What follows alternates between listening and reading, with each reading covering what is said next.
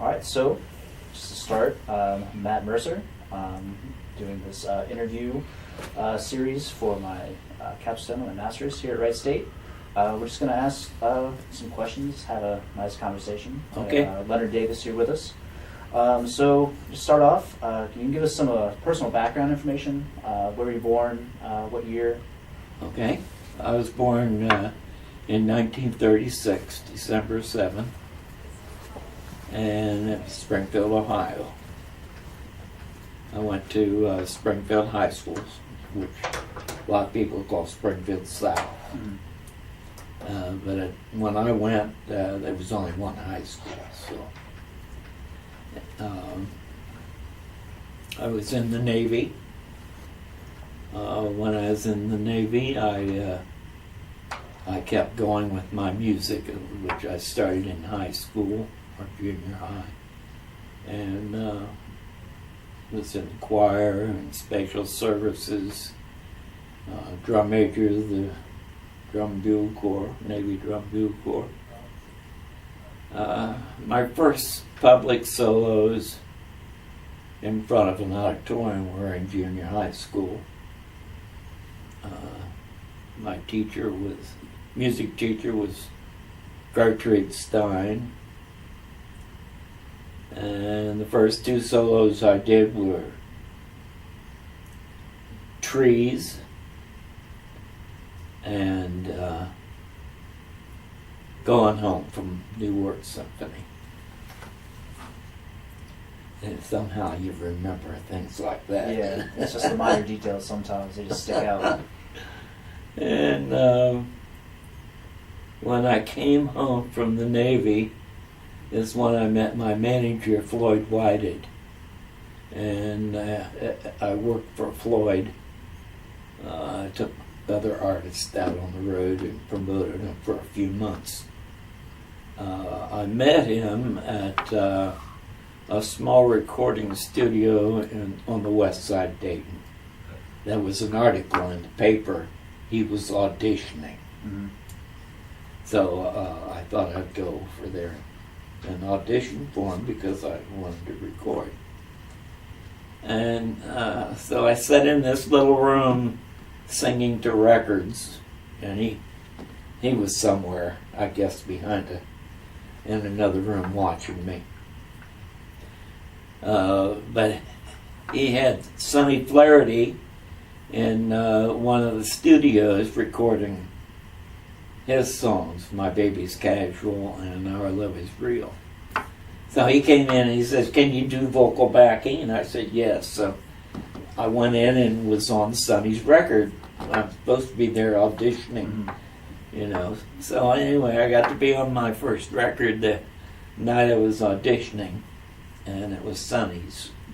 And I took, Sonny was only 16, and he was one of the people that I took out on the road promoting his record. And it was Cleveland, Columbus,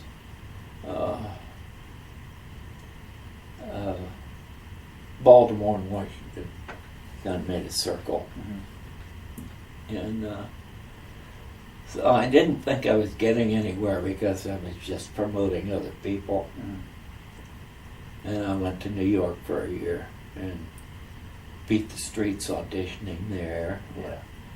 Copacabana a few times. And, the manager, Doug Cowdy, kept saying, "Keep trying, you'll have a show that fits what you do." I kept auditioning for the Copa singer for the productions with the Copa girls. And so I came back home a year later. My grandmother was sick, so I decided I'd come on back. And as soon as I got back there, I hooked up with Floyd Whited again. And he took me to Nashville right away, and I did some songs and put some records out. Yeah. Formed a band. I called them the Megatones. The Megatones? Because the megaton bombs Yeah. were real popular in the news, so I called them the megatons. 5 guys, and we did a few gigs. They were rockabilly. It was a rockabilly band, so I had to convert them to supper club. So yeah, that worked out pretty good. I didn't think it was going to. I taught them enough standard stuff that they got by because they were good musicians, but I made part of my show a country hillbilly show. And of course they were excellent at that, and the people just thought that we built a show of country music from a pops band, but it was just the opposite. Yeah. I built a country band into pops. We went down to Jacksonville, Florida, playing down there, a place called the Golden Earring, NAS Jacks and Mayport naval stations, and it wasn't long until all their wives came down and grabbed a hold of them and brought them right back to Dayton. Yeah. So I was sitting down there with a trumpet player, and that was it. My band broke up. So I worked the naval bases with another band for a while. March Wilson and the Redcoats came back, and I met a group called the Debutantes. They were playing at the Turf Club on North Main Street, and they were there because they had just come off the road because the mother in the group, it was mother and 2 daughters and another girl, and Nina Kendig had gotten sick, so they were waiting for her to get well again, and they were ready now to go back on the road. So they had their itinerary and gave it to me. And I met up with them in Nashville, and then they said in about a month we're going to be in Columbus at the Everglades. So I went to the Everglades and sat in with them. And the owner, Tony DeLuise, came up to me and says, "My customers like seeing a boy work with these girls.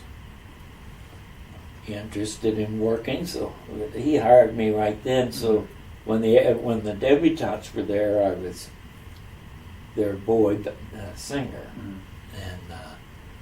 And when they left to go back on the road, he said, "I've got another group coming in from New Jersey next. You want to sing with them?" So it worked out real good. And then when I formed my next band, he hired me right away. And then I went from the Everglades to, I sat in with Betty Greenwood at the Cascades right after she bought that. I had already sung with her at the Brown Derby on Main Street, sat in. So she knew me. And she hired me that night when I went to sit in. So I was at the Cascades for like 2 years. And my friend, who was also my roommate while we were working at the Cascades, he became bartender. And then one of the customers, who was also our age, he was a lawyer, and his name was Bob Mann, and he asked Joe Kraft and I if we would be interested in opening our own club. That was in 1965. And we opened the Forum, had our grand opening in November, and we were open for 12 and a half years, something like that. And we wanted to have a feeling in the club, like a piano bar, where you can just sing, hand clap, just have fun. And we wanted that feeling, but at the same time, we wanted a feeling of real professionalism, spotlights, gowns, tuxedos, And also, we wanted to make sure that our entertainers were all local, and we developed them into people thought they were pros right off the bat because they looked the part, they acted the part, and they sounded the part. And when we hired someone at the Forum, we hired them until they wanted to leave. Like Big Red, Bobby Gordon, Dottie Jean. Bobby Gordon, she was later on went on the world tour with Duke Ellington. So Tommy Fletcher, who opened the club with us, he was a customer at the Cascades, and he would come in maybe once or twice a week. He knew 2 songs, and Betty would have him do them, and he was basically just funny, a gimmick. He would sing Hello Dolly like Louis Armstrong, and a Limerick song. And he didn't tell any jokes. Betty didn't like anyone to do humor because she was the comedian. And I asked her, I said, well, why don't you ask Tommy to come in and rehearse a few more songs? She said, no, he does just what I want. Because Betty called a lot of people up from the audience to do things, and she had singing waitresses and maitre d'. And that's how she worked her singers. She had organ and piano. And so when we opened the Forum, I said, Tommy, you want to be our singing maitre d' on the weekends? And he said, yeah. I said, well, why don't we try that? And rehearsed a few more songs, and he told a lot of good jokes. He was a natural at telling jokes, whereas I could tell a joke and people would stare at me. It's all about delivery. It's all about delivery. All delivery. Tommy was there a little over a year. He was grabbed up by an agent right off the bat. And he went on the road. He didn't work stateside very long before he was on the ships. And he was on every cruise line in the world. And he just retired about 3 years ago, and he's living in Thailand. I talk to him on Skype all the time. Yeah. Not a bad place to land. Not a bad place to land. No, and it's inexpensive to live there. That's why he went there. But he became really successful, and he was a garage door salesman when I hired him. But that's how we worked. We worked with a lot of agencies and our organizations. I mean, in town, like cerebral palsy, muscular dystrophy. We did a lot of stuff with Kenley. John Kenley wanted to try something in 1976. He wanted to try food down in the basement level of the Memorial Hall before the performance upstairs. Are you familiar with the Kenley Players? No, I'm not. I don't know what they are. No. The Kenley Players were really popular in Ohio. They played Dayton, Columbus, and Warren, Ohio. And they were Broadway shows.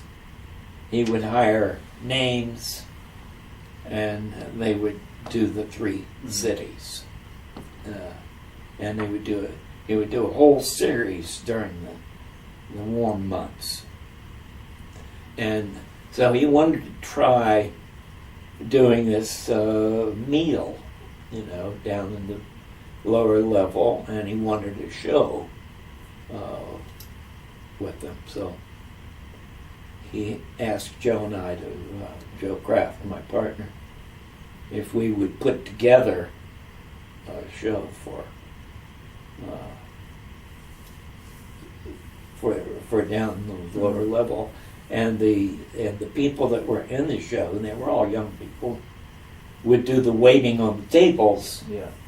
And at a certain point, they would get a signal, and they would leave everything and go backstage. And there were about 15 in the group, and they were called the backstage players. And that was really nice. And then we, of course, brought them out in the Forum and had them do shows out there.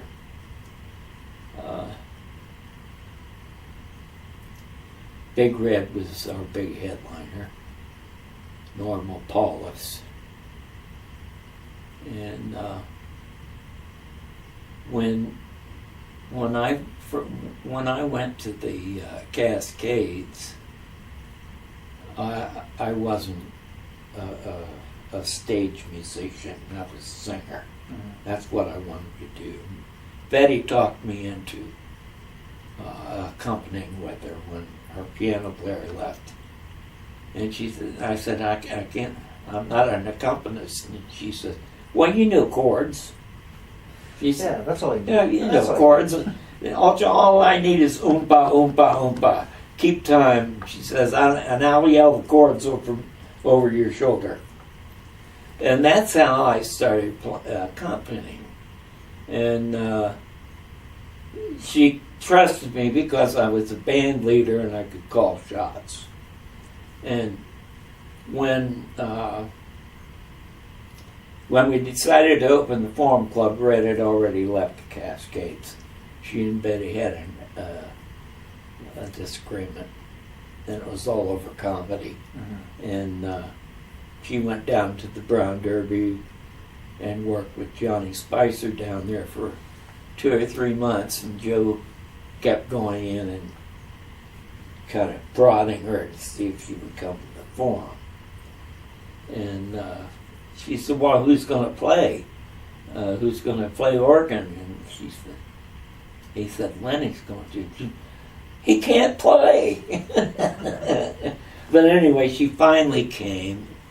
I learned on the job and ended up being pretty good. I'm a self-taught musician. I didn't take any training on anything, really. The drum majoring or singing or playing. So I did pretty good at it, and also I worked with the Dayton Playhouse and produced 6 musicals with MIDI, musical instrument digital interface, done with computers. You're familiar with that, aren't you? Yeah, somewhat. Music is done. Yeah. Mm-hmm. Yeah. You like play each part, record it, and we did La Cage aux Folles, Men of La Mancha, Hello Dolly, Mame, Oliver, and Scrooge. We did all of them. And the orchestrations really sound good. There were 6 keyboards and 2 computers. I used live. That was another experience. Yeah. And then when I went to D.C. In 2000, or 1998, I went up there, and I went up there to do choral work. And in 2002, got to sing at the Kennedy Center Honors for Elizabeth Taylor with Burt Bacharach and Dan Warwick. So that was a nice experience too. Well, you've got all that in that envelope with the newspaper articles. I don't know. You got any questions? Maybe I can. Yeah, I got loads of questions. Oh, good. Yeah. I'm just talking away. Oh yeah, no, that's what we want. Just conversations about anything and everything. But what about your parents? Are they from around here? Do they have any musical background? My parents, well, I know my mom was, I think they were both born in Springfield. My dad's family is from West Virginia. The family is basically Irish, Welsh, and German background. On my mom's side, I grew up, I had two grandmas in the house, great-grandmother and a grandmother. Great-grandmother lived to be 99, Emma Shell Ray. And she is from a family of, their names was Shell, and they're from Kentucky. And she had an uncle that just lived to be over 100. Mm-hmm. The age was all different ages when you Google it up. He's in Ripley, believe it or not, the oldest man in the world, and several articles, and Daniel Boone. Mm-hmm. He tried to get in Civil War when he was in his 70s, and Lee wouldn't let him because he was too old, but he ended up living a lot longer. Some of the statistics on John Shell are just amazing, and you have to read them to. He had just a young kid, a child when he died. His wife was in his last wife was in her 20s.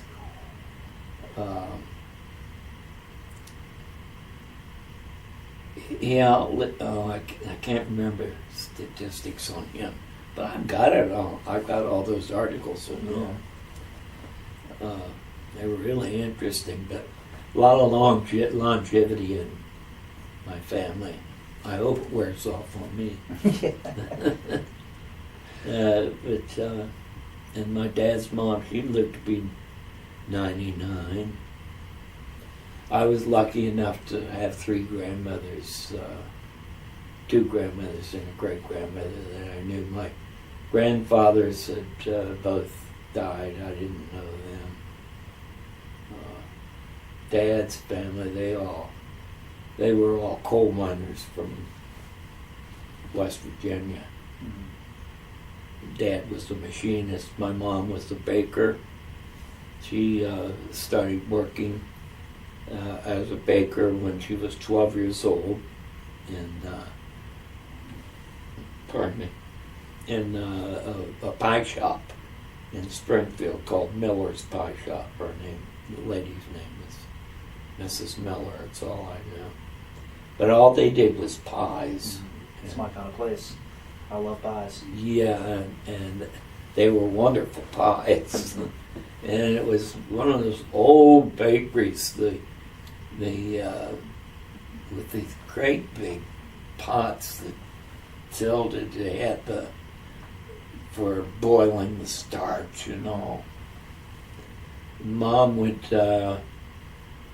load up this panel truck, an old Chevy panel truck, at around noon and go around to the International Harvester and all the other, and the guys would, of course, come and just buy those pies. Mm-hmm. Gobble them up. She sold a lot of pies. And that was an interesting place. My grandmother worked there, and well, both grandmas worked there, and my aunts worked there. Almost all the women in the family worked there. And there was one time when the kettle tipped over, and it tipped over on my grandma, and my mom ran in and pulled them out. They both got burned real bad. And then I was really a little boy at the time, and I remember one morning I was in bed, and Mom and I heard this tromping on the porch, and it was Mrs. Miller. And she came in, she told my grandma, she says, the pie shop burnt down last night. My mom got up and jumped up and down in bed. Yeah. Do you remember, was there any like music in the house growing up? What kind of music? My dad played guitar or any string instrument. My sister was a trumpet player and a real good one. But every boy she dated band members. And whatever they played, usually they'd give her their old instrument. She would learn how to play that. Nice. She could play any instrument that she attempted, a keyboard, or she played guitar real well. And she had a wonderful voice. So did my dad. Mom and Dad would take us kids to the old people's home, lodges, and we would sing. And they would play. Mom would MC. She would tell them the only thing I can play is a Victrola. Mm-hmm. Yeah. You remember? You know what a Victrola was? Yeah. Only because when the house museum I work at during the summers actually had one. So. Okay. Yeah. And Dad would go. He had a thing he did on the weekends. He would go from bar to bar with his guitar. Wasn't hired. Mm-hmm. It's just he went to the beer joints in Springfield. He started on the east end of Springfield and worked his way back home. Mm-hmm. And he would play for beers, and they would throw change in the hole, the acoustic hole in the guitar. And if he took any of us kids, me or my sister or my little cousin, if he took any of us with us, he made more money because they liked to see the kids sing too. And of course, we'd get Cokes and stuff like that too. And then we'd go home and have fun taking the money out of the guitar and helping Dad count it. And that was how I first started singing in front of people. I had a natural thing with reading. I remember in the second grade, you remember how they have to pull out your music readers, remember, in school? A lot of, once I hit like the 4th or 5th grade, like they really started limiting the music classes for when I was growing up. So we only had, because after that it was basically you could join band or it would just be like another lesson session. Yeah, but we started real easy music readers. like in the second grade, Yeah. and the rhythm bands.